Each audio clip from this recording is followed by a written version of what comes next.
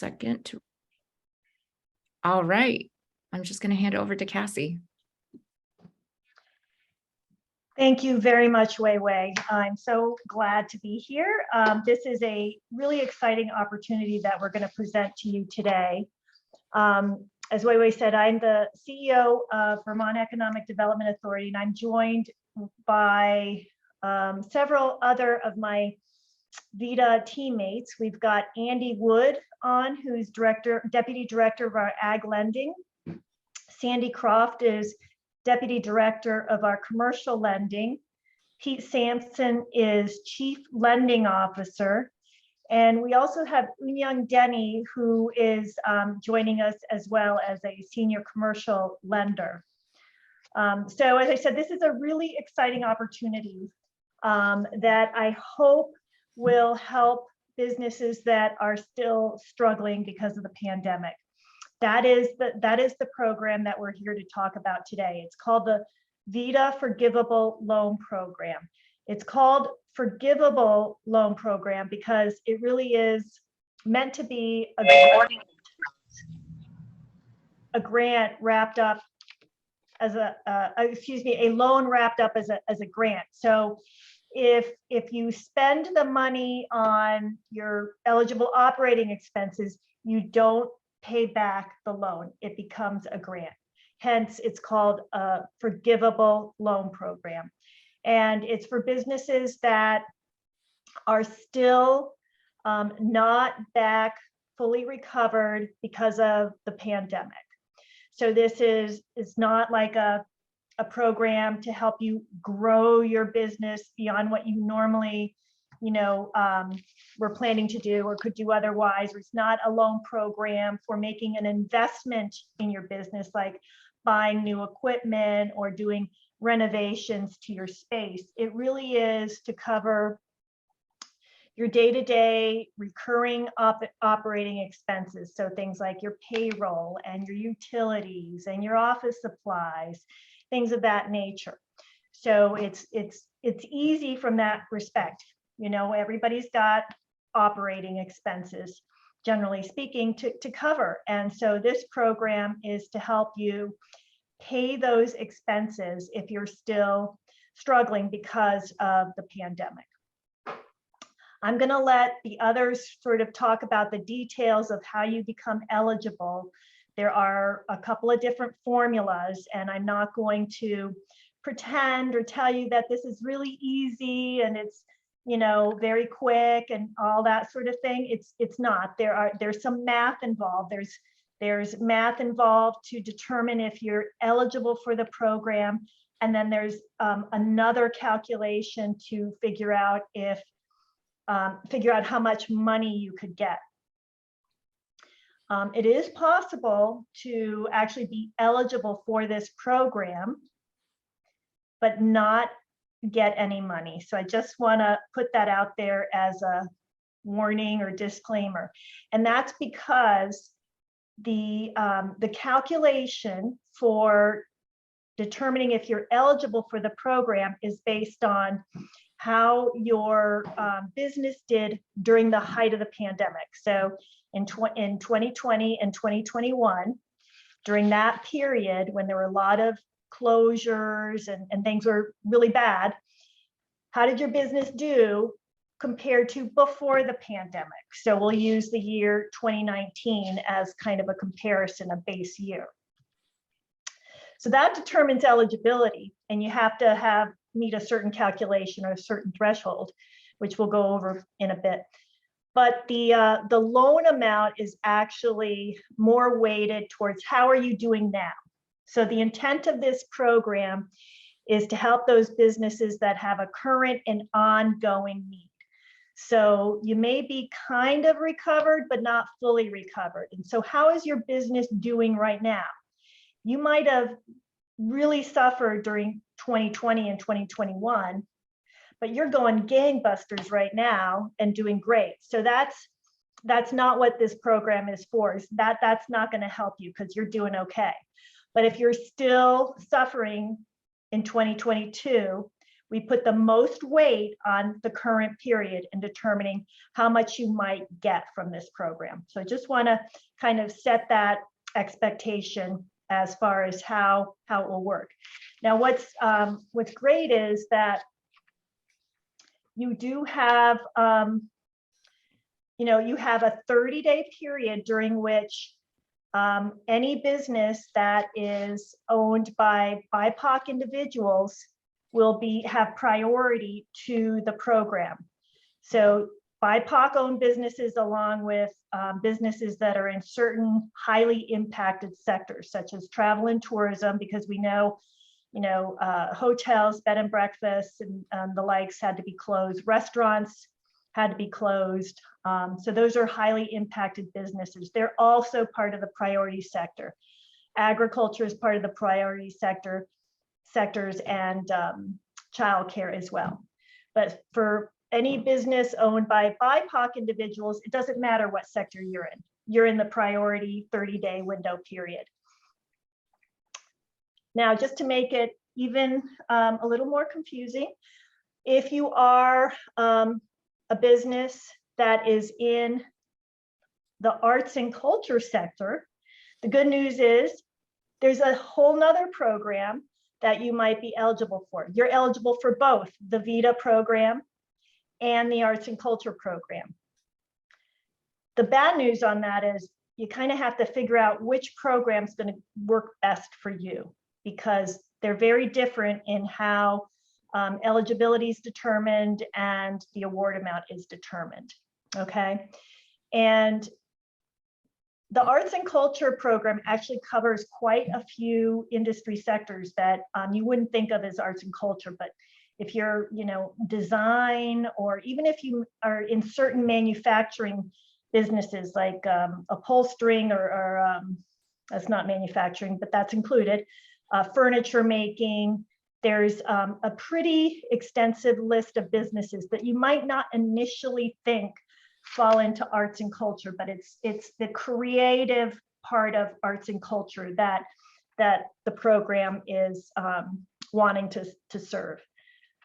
So very confusing. I just spewed out a whole bunch of information. I can pause here for a moment and some key dates. Okay, the date that this program will launch is this week, this Thursday, September 15th.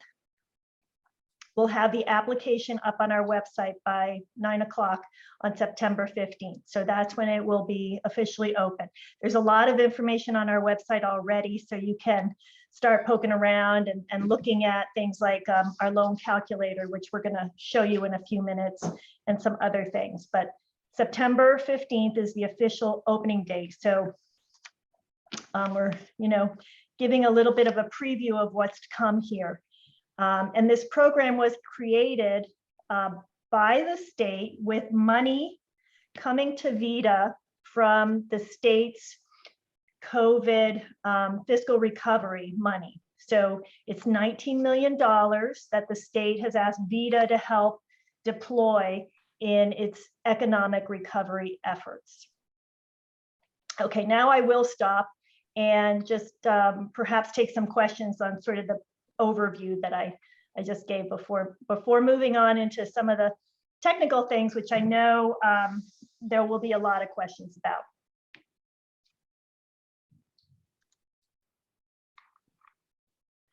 All right, do you want me to just go through the chat, Wei? Yeah, sure. I can also ask the question for you directly.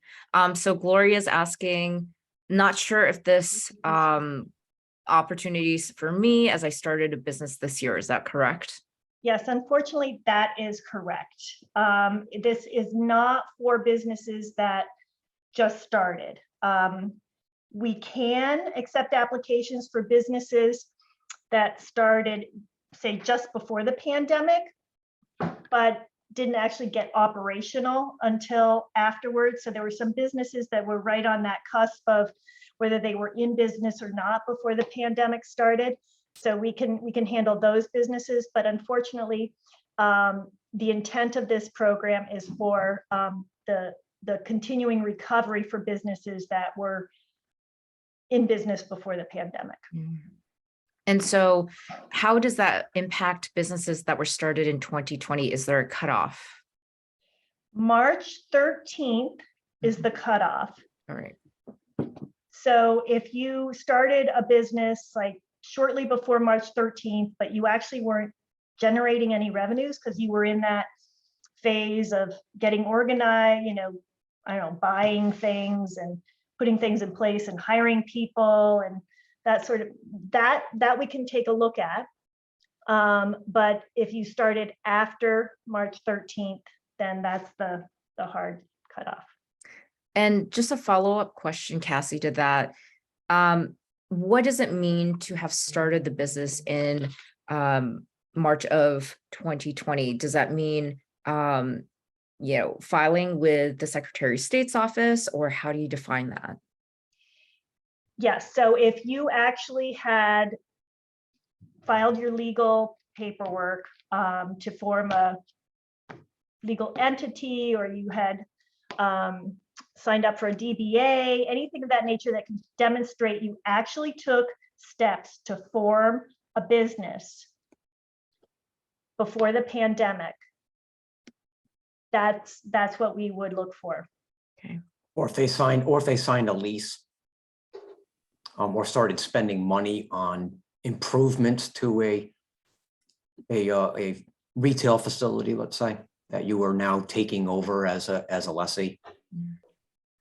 Okay, thank you, Pete. And what about businesses that moved from a different state to Vermont during the pandemic period? I don't think we anticipated that question, but So the logically, business if they is have now- numbers yeah. from 2019,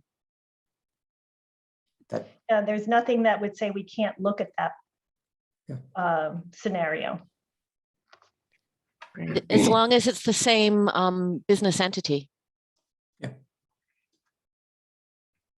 Great. And so there was a question about the arts and culture loan. Is it currently live? I did put into the chat that it launches on the 15th as well.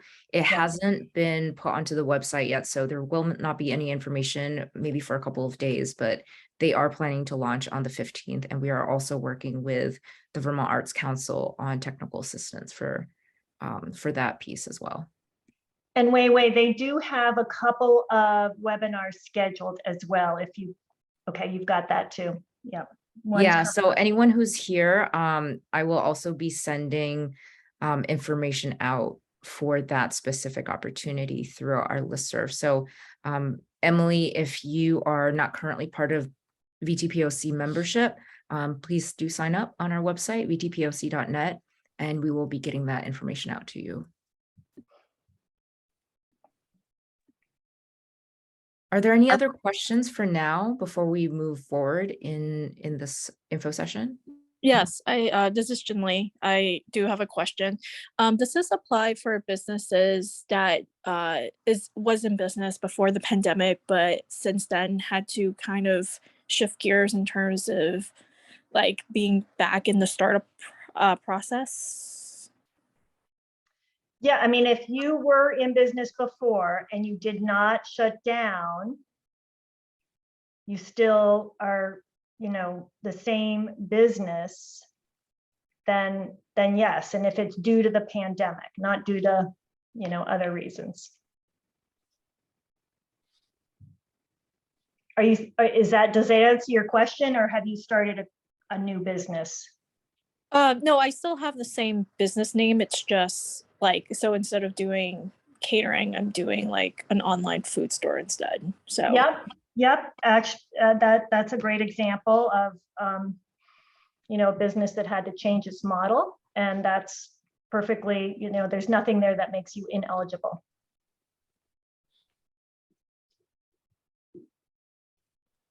okay, thank you. Mm-hmm. Great. Well, first, Pete, is there anything else that I might have not mentioned during the overview that you want to? I don't think there's anything in particular, but I just want to kind of reemphasize that this is a little bit of a head start to get on our website now and the web page and take a look at You the. went mute, Pete. Am I still mute? No, I can hear him. Can't hear you. Oh, well, that's, I think, just you, Sandy. Because others can hear me, sorry. So anyway, yeah, this is a bit of a head start here for this group to take a look, go onto our webpage, and the instructions that are in there now are really focused on your eligibility and what a potential loan would be if you have the proper information to input in the tools that we have there. Come Thursday, we're going to have a more extensive set of instructions on how to apply. So I just make sure you check back on Thursday and pull up the new instructions manual. And then I guess I would also encourage to reach out to technical assistant providers with questions, but also there is an ability to ask a question on the instructions. It's linked under flp@veda.org. And we will do our best to keep up with the number of questions that come in. So with that, I guess I will hand it over to either Sandy or Andy. Water or something while you. Sandy was having audio trouble, so she had to sign out and she's going to try and sign back in. I am back. Oh, And good, I okay. can hear now. Good. So we are handing it off to you and you'll be sharing your screen and Andy will be helping you walk through. Absolutely. While I was off, Pete, did you mention some of the qualifications as far as like number of employees and things like that? No. Okay. No. Yep, you can start right with that. That's great. Okay. So to qualify for the loan, as we mentioned, your business needs to be in business as of March 13th, 2020. Cassie just mentioned that. Also, to qualify, you need fewer than 500 employees, which is many of the businesses in Vermont, but it is a qualification. And so with that, I am going to share my screen.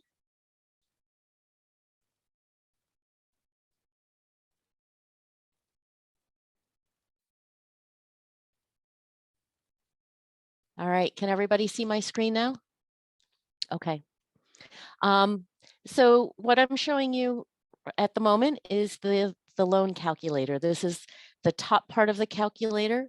And as you scroll down, there's more info and then ultimately the results. So I just wanted to start by showing up top. This is a list of the most common grants, COVID-related grants that that we're aware of. And then there's room to put in a few additional grants in case there are some that we didn't think of or didn't make it to our list. I've put in some numbers and I'm going to go through how these numbers came to be. But the grants, as you put them in, you'll simply need to have the information from the various grant sources as to what they were, how much. You put them in for the years that you received the money. So in this example, my borrower received a ACCD Economic Recovery Grant of $57,000 that was received in 2020, and then they received a $10,000 PPP loan. The money was received in 2021. Sandy? Yes. Do you want to just quickly mention why we're asking for all the information on the grants? Sure.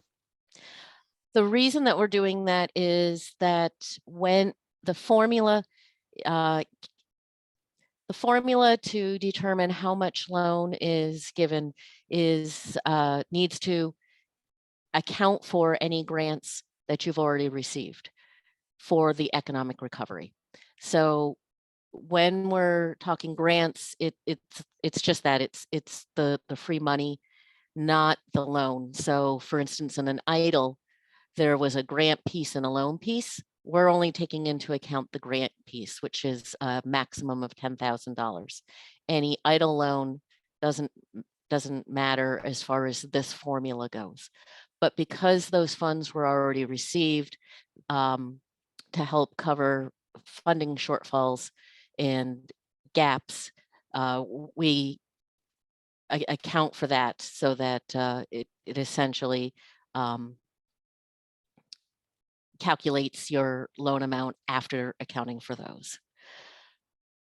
Once you've put in your grants, the next thing that you want to do is choose the type of tax filing that you have.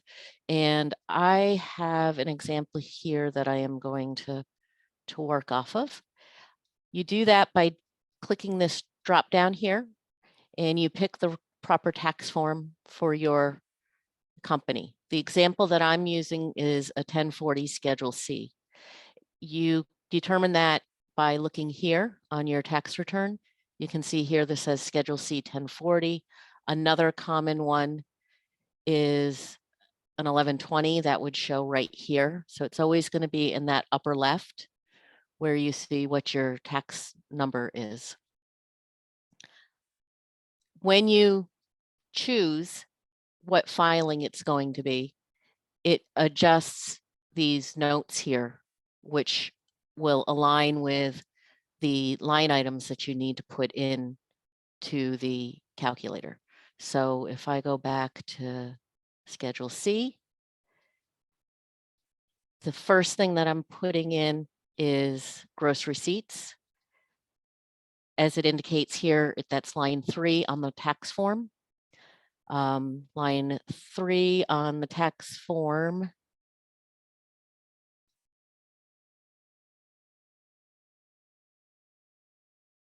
actually should be 139,604. Cost of goods sold, line 4, 31,273, line 4, 31,273, line 4.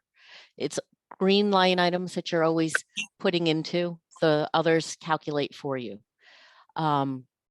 There's a line here for breeding stock that relates to certain farmers.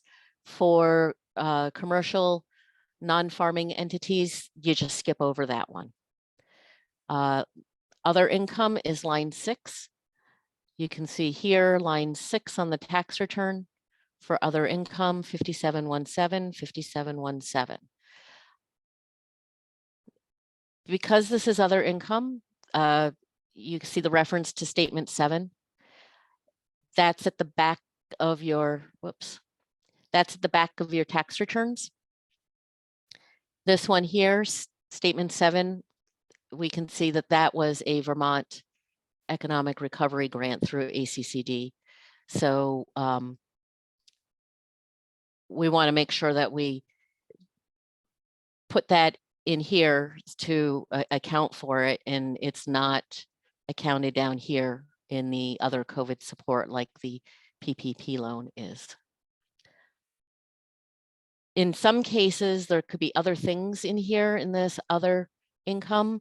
So that's why we'll want to make sure that all in statements are included so we can take a look at what that is to make sure something like this ACCD grant doesn't get counted for negatively against your loan amount twice or something to that effect.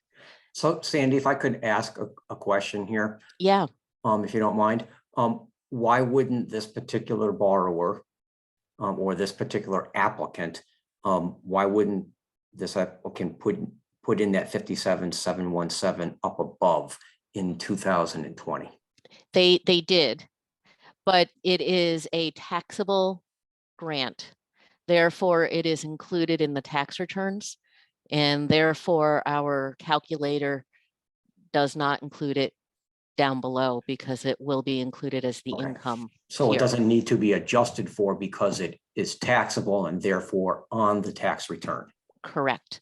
Thank you. Now, I have seen cases, particularly when somebody has self-filed, where PPP loans have been put in other income wrongly because they should be tax exempt.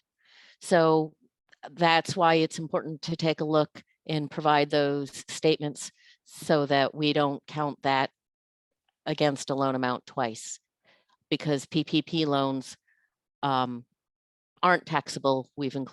They've been brought down here to be removed against any loan amount. Amortization depreciation, line 12 and 13. In this case, it's only 13. They didn't have anything in 12. So we just simply copy that number over. Owner salary. I'm working off a Schedule C. There is no owner salary. But if I were working off of a different tax form, like the 1120, there are owner salaries. We're putting in here so that it essentially adds it back, and that's a benefit to you in order to get the maximum amount of loan, because we recognize that many business owners were reducing their salary during the height of the pandemic. And by adding it back, it's equalizing the playing field and showing a greater reduction in the adjusted net operating income, therefore getting you a larger loan. Because you're adding back a larger number here and usually a smaller number here, or at least that's what we've seen in many cases. So once the information is put in, you need the 19, 20, and 21 in order to determine eligibility. You need the year to date, which is going to be company prepared numbers, in order to calculate the loan amount. You go through that same process that I just did, matching up line items. The one that it's going to be a little more potentially confusing is going to be your company prepared. Go ahead, Pete. Yep. Sorry, Sandy. I just want to make sure that everybody recognizes that once you input your 2019, 20, and 21, the box down below will tell you if you're eligible or ineligible. Yep. So you could scroll down and show that. Was about to. Okay. All right. Yep. So as Pete just said, 19, 20, 21 determine eligibility. That is shown in this eligibility box here. If you are eligible, it's going to show as green and say eligible. If not, let me just see if I change this.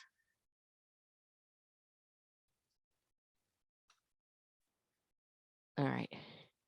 If it's not eligible, it's going to show this way is not eligible. Red. Sandy, can I ask a question while you're still Sure. here? Absolutely. Thank you. So if folks have not received a PPP in the past, are they still eligible for this opportunity? Yes, absolutely.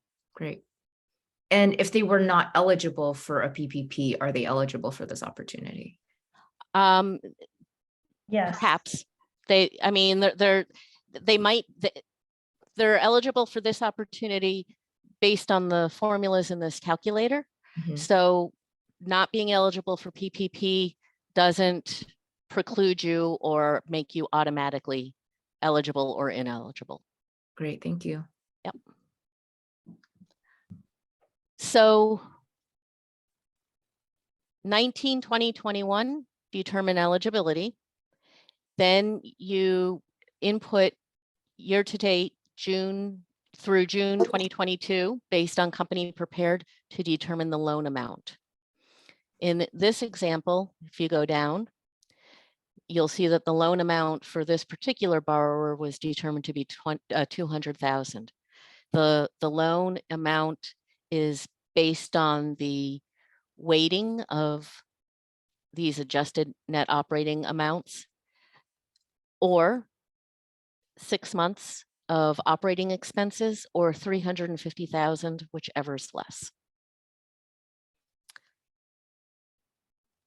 We've also added this line item called other adjustments, which we don't expect many to apply to most borrowers, but in the case that there is an adjustment that needs to be made, say somebody accidentally or wrongly put in PPP in their other income and it needs to be adjusted for, this is a place to allow for that. If you put anything at all in these other adjustments, then we've got a box here where you will be required to put in an explanation, and some additional information will likely be required in order to prove and back up what you've put in that other adjustments. At any time, you can also put anything in here that might be necessary explanation for anything up above.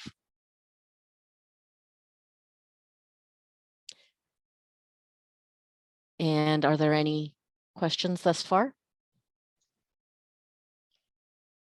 I just want to sort of hark back to Weiwei's question about PPP, and this is a really excellent opportunity for anybody that might have missed out on PPP because you didn't know about it or didn't apply in time, because you would not have had that help from the PPP program. And as you can see, the whole top part of this spreadsheet is gathering data on previous COVID relief that you received. All of that goes into factoring whether you're eligible and how much award you might get, because we have to determine it after we've taken all those other awards into consideration. What is your still ongoing harm? So that's the reason for asking for all that information. So if you missed out on PPP, which I know many businesses did, this is a good opportunity to know about. And I'll just say, in addition to that, VTPOC is also hosting a drop-in clinic with VEDA on the 12th, as well as the 26th of this month, from 10 to 12. Those are hybrid options. So if you're in the Burlington area, we will be at Hula. But if you were not in the Burlington area, we will have a Zoom link available. You can register. I'll drop it in the chat in case you need some assistance with figuring out if you're eligible or not, because I so appreciate Sandy walking us through all of that, and sometimes it is overwhelming. So we will be putting the recording of this on our website. We'll also send it out to folks so that you can go through it again and watch it as you want to, and also know that we will have that technical assistance drop in this Friday from 10 to 12.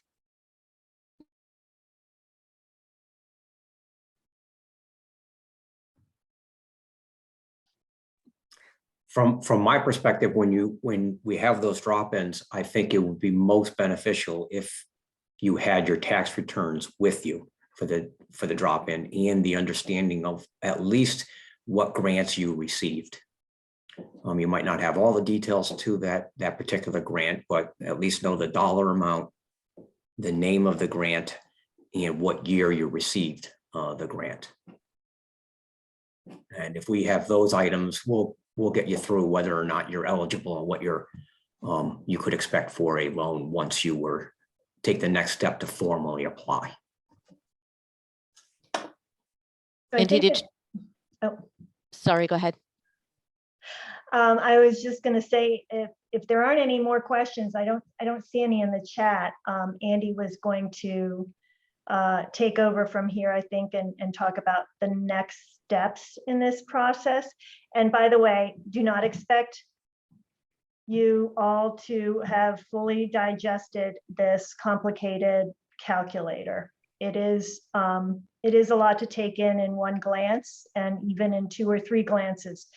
And we've been close to it for quite a while now, so it seems like, easy to us, but when you're looking at it for the first time, it can be kind of scary.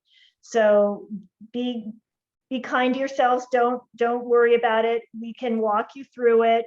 It is, really just finding the numbers and putting them in the right spot is what it boils down to. So just wanted to alleviate some concerns that may be out there, because I know how I would feel. And before I shut off my screen sharing so that I can turn it over to, turn it over to Andy, I just wanted to say that at the drop in addition to the 3 years of tax returns, if you want to know the determination or a sense of what the estimated loan amount is, you'll also need the year-to-date January through June 22 company prepared numbers. And as you're working on, if you're working on this at home or on your own, remember this drop-down tool here, which will adjust the notes and show you the proper line items for the different tax returns, is really helpful to being able to fill in the proper line items. So with that, I'm going to stop sharing and turn it over to Andy.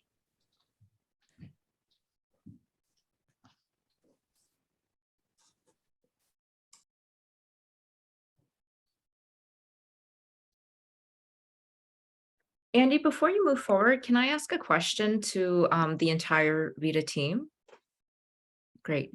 So for folks who, over the course of the pandemic, because they have a brick and mortar and they become behind in like rent or taxes or whatever it might be, certain expensive operational expenses, how did they add that to the calculator? Like, where would you be listing that to show like all of those types of expenses? Well, that's part of your normal operating expenses, and that should pull right down from on your tax return. But if they didn't make the rent payments because their landlord, in a sense, gave them a moratorium on it for a certain period of time, or they just went delinquent on it, then they really weren't cash expenses during those periods. So you wouldn't add those in on those periods. Okay. Okay. Although hopefully, presumably, our calculator will be catching that they're further behind on, they weren't able to make those payments because they had other expenses or lost revenue, lower net income, which is what our calculator hopefully will capture. So in that sense, hopefully it is being captured, but there would be no direct add back or anything. Okay. So kind of next steps. So presumably, if somebody's working on an application, they've been here on our website. They probably read the instructions and have the calculator tool that Sandy was showing here, demoing. I got a little different numbers in my calculator. In my example here, I have a Schedule F, which Sandy, C versus F. So just pulling up the Schedule F real quick, we could see if we tied out, we will see that this line 9, this line 33, and this line here, all pulled over based on these tax form numbers. I happen to be doing year 2019, are going to pull through. And then my calculator shows it's eligible. This is an eligible loan based on these 3 years. And then the loan calculation. So the last phase, so it takes 3 years, as Sandy alluded to get this eligible number. That last year, the year-to-date figures are needed to be pulled together and entered to get a loan estimate. So those 2 steps are important. We want to make sure you're eligible and that you're getting a positive loan estimate. With that, we're then going to come back, keep watching the VEDA page.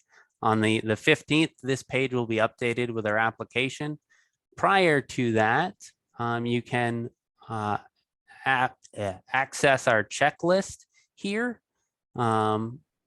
which the checklist is going to provide all of the documents that we believe you'll need.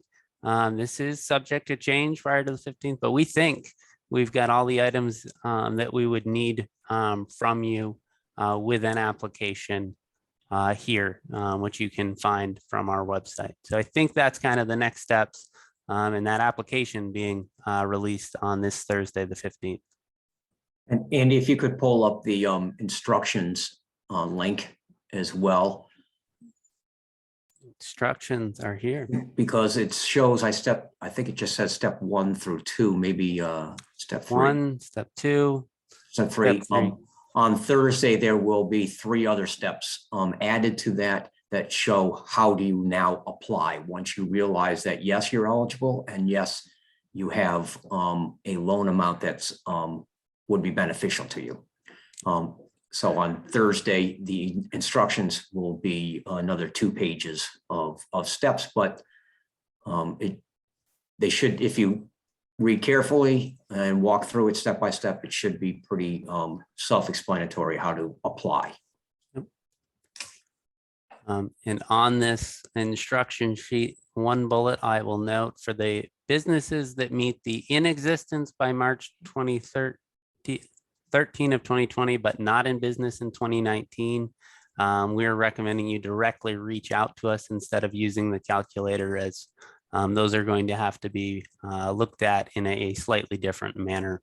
But most businesses that won't apply to, but for the few that were not in existence in 2019, but were in existence by March 13th, reach out to this email address.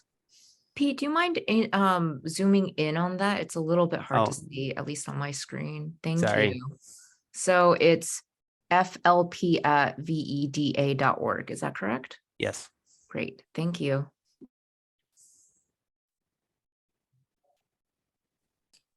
That will actually also be the link to apply, to attach your application to. So we're expecting that to be a pretty busy inbox for us. It's going to have questions as well as applications for us to process.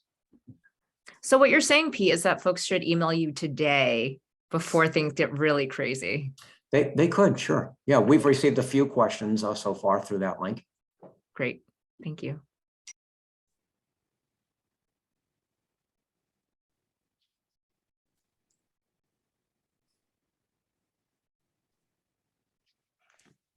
Any other questions for Andy, or actually for any of us in the group at this point? And again, just to sort of highlight the opportunity to attend the drop-ins,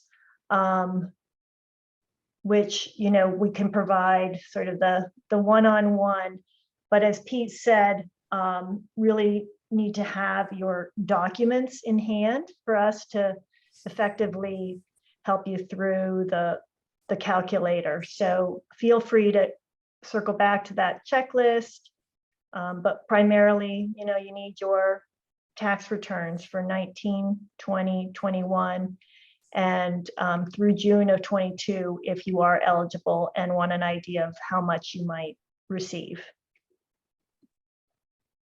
And Cassie, can you just reiterate how long the BIPoC open period is? Thank you. Yeah, it will be at least the first 30 days, so through mid-October. But what we'll do is, as we approach that date, we'll take a look at the volume that we are experiencing from all those priority sectors that I mentioned.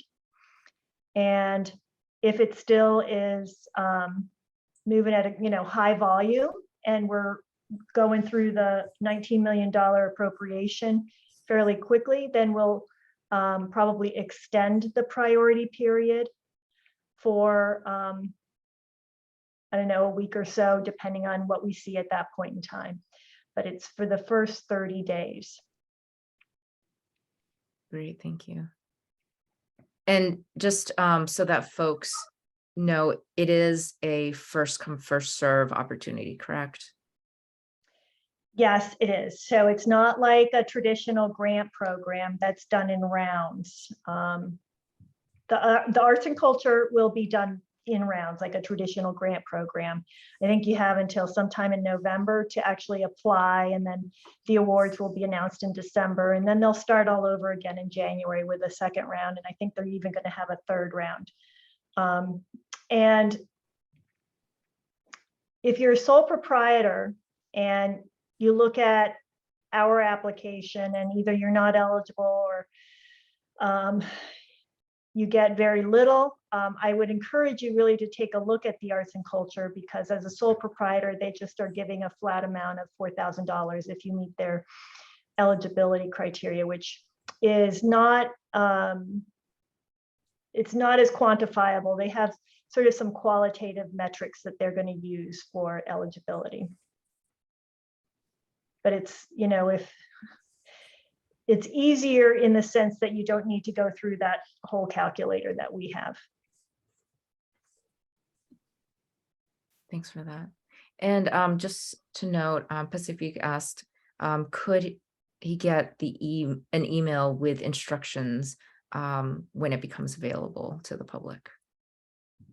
Yeah, well, the instructions, everything that you've seen today is available now on our website. So it's at VEDA.org. You get to the home page, and there's right on the home page, a box that says Forgivable Loan Program. Learn more, click that, and it'll take you right there. But I can also put it in the chat. I just did, Cass. Oh, thanks, Pete.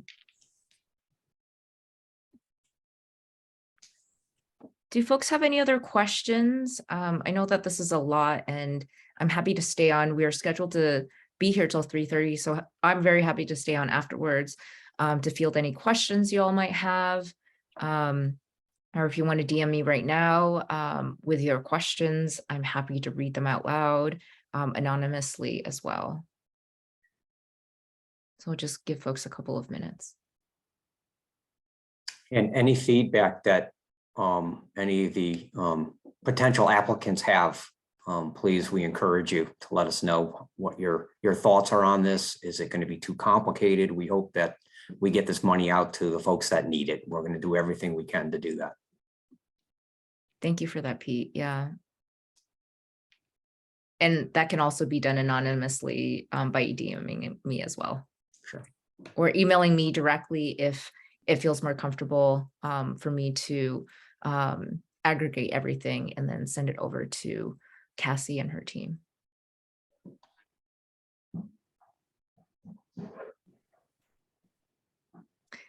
For the VEDA team, is there anything else that folks should be aware of as they're going through this process? I know that, you know, there are different forms for different sectors. Andy, you work with the agricultural sector, and maybe there's a different form that they would need to look at to apply.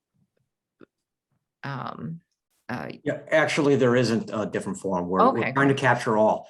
The only thing that's different in the calculator form is that depending on which tax return you have, it will give different notes and how to find the information, but we're using the same application, same calculator, same set of instructions for all sectors.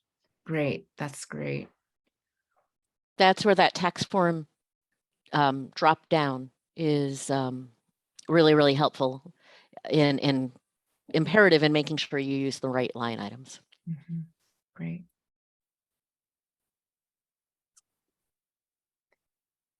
And so everyone will have 30 days starting the 15th of September to submit their applications, and they'll be considered during that time. How long will it take to come up with a decision on the loan?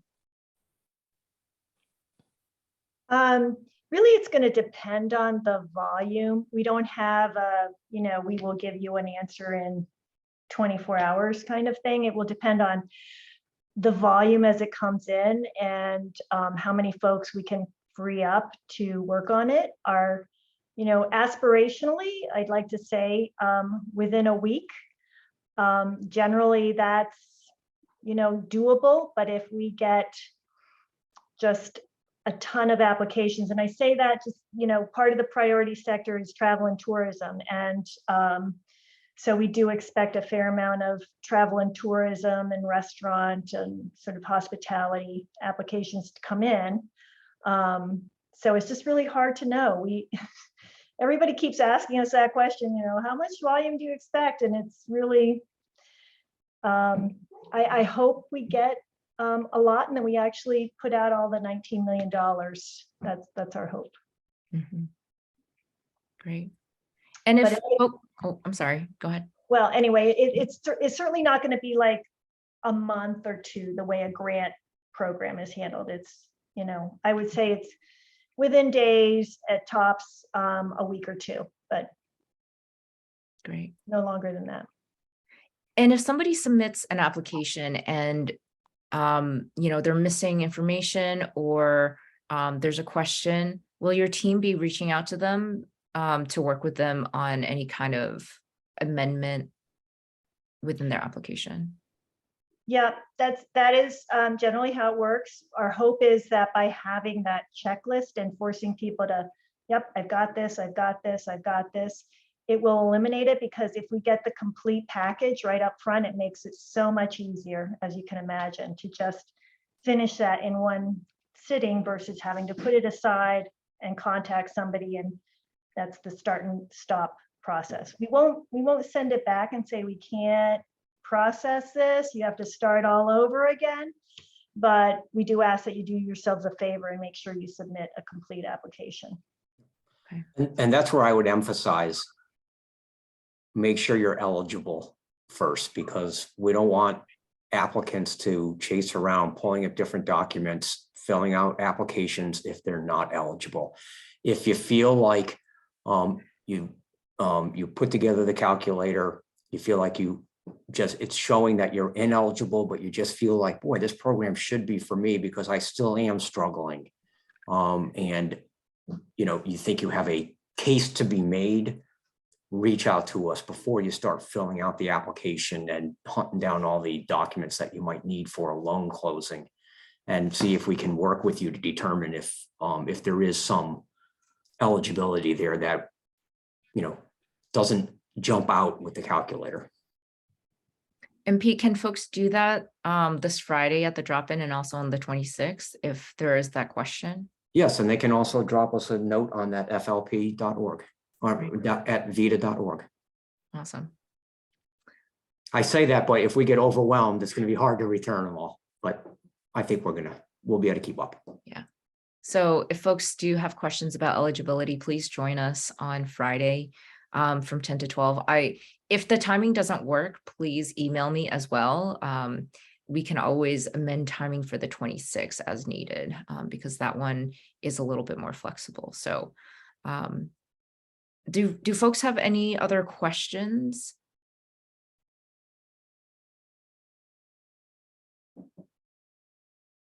And then also get the word out to your other business owners that you know in your community. Yeah. All right.